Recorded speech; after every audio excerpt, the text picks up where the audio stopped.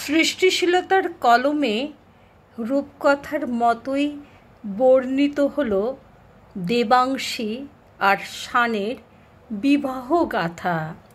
দেবাংশী, তোমাকে যখন ইউটিউবে দেখলাম এবং জানলাম তোমার লড়াই, তোমার সমস্ত কথা, সমস্ত কিছু দেখে আর মনের মধ্যে সেগুলোকে খুব ভালোভাবে বোঝাপড়া করে নিয়ে একদম কেঁদে ফেলেছিলাম। পুরুষ সিংহ থেকে নারী হয়ে ওঠার গল্পের জার্নিটার শেষে পুরোটাই রূপকথার গল্পকেও হার মানায়।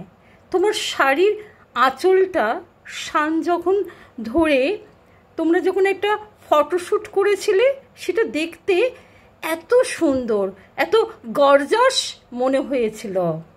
আর যেটা বলবো, তোমার সৌন্দর্য, তোমার জেদ, তোমার সমস্ত কিছু খুব সুন্দর। আর তোমার জেদ, সৌন্দর্য, তোমার বাচনভঙ্গি এতটাই সুন্দর যে ভগবান প্রদত্ত নারী সৌন্দর্যকেও সেটা হার মানায়। তোমার সৌন্দর্য, তোমার কথাবার্তার মধ্যে একটা আভিজাত্যের মোড়ক, একটা শিক্ষার মোড়ক মনে হয়েছে। কে বলবে তুমি একজন ট্রান্সজেন্ডার, তুমি একজন পুরুষ সিংহ থেকে হয়ে ওঠা নারী।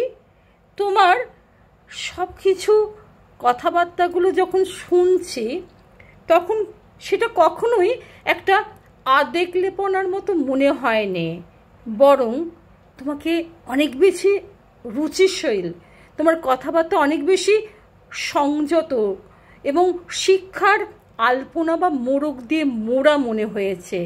দেবাংশী, তুমি কি ভগবানের সৃষ্টি, নাকি তুমি ভগবানের কোনো অংশ, নাকি স্বর্গের অপ্সরা, নাকি অন্য কেউ? কে তুমি?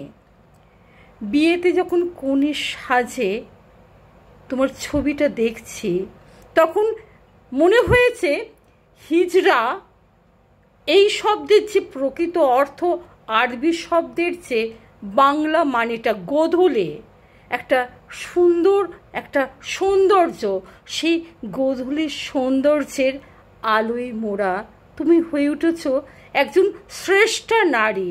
ভগবান প্রদত্ত নারীর যে সৌন্দর্য, সেটাকেও হার মানিয়েছে। আর সৃষ্টিশীলতায় যদি এইটুকু তথ্য বলতে না পারি, তাহলে কবিতা শিক্ষা যে আমার কাছে বৃথা।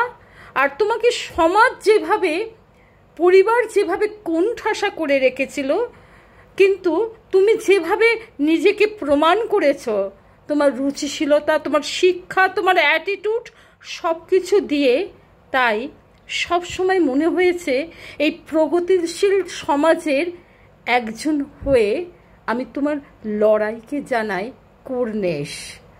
আর তুমি রূপে লক্ষ্মী, গুণে সরস্বতী।